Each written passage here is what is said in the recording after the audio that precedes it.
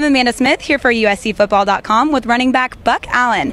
Buck, I have to ask, your original name is Javorious Allen, but people call you Buck. How did you get that nickname? Well, my freshman year in high school, I started on varsity, and I was the youngest person, so they called me Young Buck.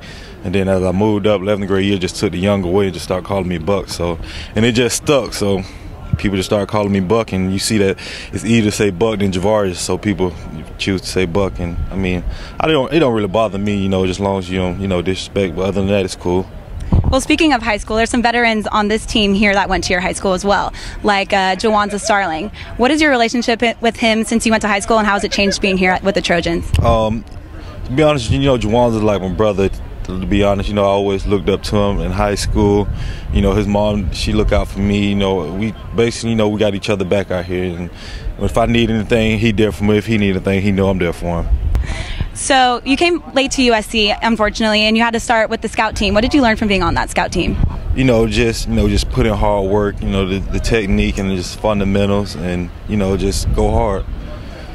Coming into spring ball, this was your first time working with Coach Polamalu. What are your impressions on him so far? I mean, Coach P, he's a good coach, man. Good mentor.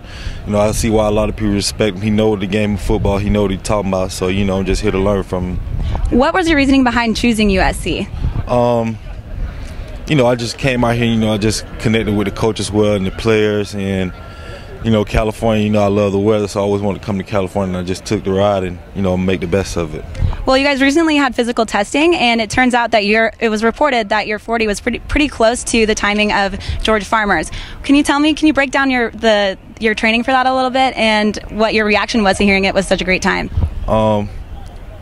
I feel like I got a great stride, it look like I'm moving, but once I get up, I feel like, I'm gone. So, I mean, George Farmer, he's a fast guy, so, I'm going to try my best, to keep up with him. But other than that, I just use it all on the field and when it's time to use it. Do you have any goals for this season? Just see the field and just work hard and just get in the playbook, and whenever they call them, just make my play. Is there anything you're looking to improve personally?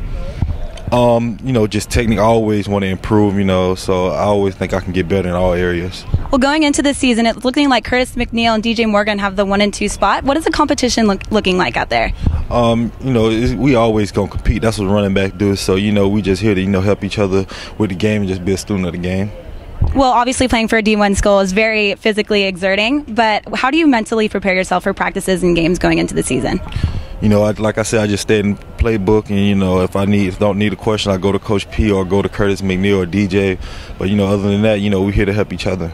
Well, you said you turned to those players and those coaches. What did you learn specifically from Curtis and DJ? Just the technique, how to read the ball, just the little things. Just being a student of the game, just having respect for them. Signing off from Howard Jones Field, I'm Amanda Smith. Log on to USCFootball.com for more.